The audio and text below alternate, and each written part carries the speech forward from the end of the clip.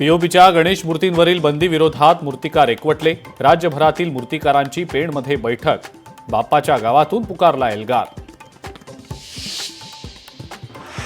मुंबईतील oval आझादसह cross मैदानातील भूखंडांच्या नूतनीकरणासाठी नवीन धोरण तयार करावं, उपमुख्यमंत्री अजित पवारांचे निर्देश। कॉपीमुक्त परीक्षा करू सांगणाऱ्या सरकारचाच फज्जा। 10वी परीक्षेतल्या कॉपी झाल्याच्या मुद्द्यावरनं माजी खासदार विनायक राऊतांची सरकारवर जोरदार टीका। महाशिवरात्रीच्या निमित्तानं पैठणमध्ये त्रिशतकोत्तर अमृत महोत्सवी सोहळ्याला सुरुवात। त्या निमित्तानं महादेवाच्या मंदिरात 7 दिवस विविध धार्मिक कार्यक्रमांचं आयोजन। छत्रपती संभाजीराजांच्या शौर्यानं पावन झालेल्या धर्मवीर गडाचा जीर्णोद्धार करावा। माजी खासदार राहुल शेवाळेंची पत्राद्वारे मुख्यमंत्र्यांकडे मागणी।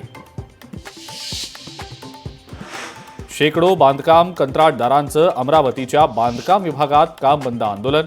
कंत्राटदारांचे 2700 कोटी रुपये महाराष्ट्र सरकारकडे थकीत असल्यानं आंदोलन।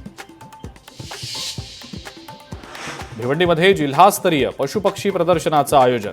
दुर्मिळ जातीचे गाय, बैल, शेळी, मेंढ्या आणि कोंबड्या ठरतायत लक्षवेधी। प्रदर्शनात जिल्ह्याभरातनं शेतकऱ्यांची हजेरी। पंढरपूरच्या दर्शन मंडप आणि स्काय वॉकची 130 कोटींची निविदा रद्द।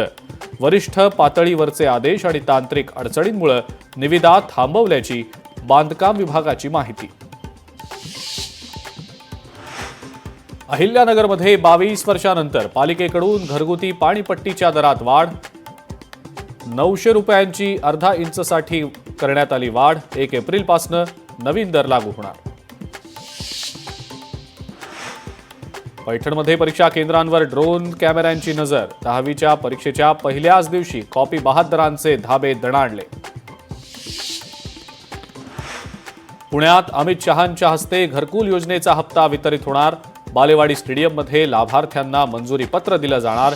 घरकुल योजनेअंतर्गत 1500 कोटी रुपयांचं उद्या वाटप होणार। जालन्यातल्या अंबड बस स्थानकाच्या फलाटावर बस चढून अपघात। 2 जण ठार, 5 जण जखमी।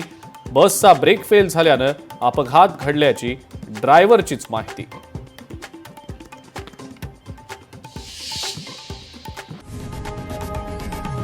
लोकशाही मराठी ऐका, पहा, जागरूक रहा।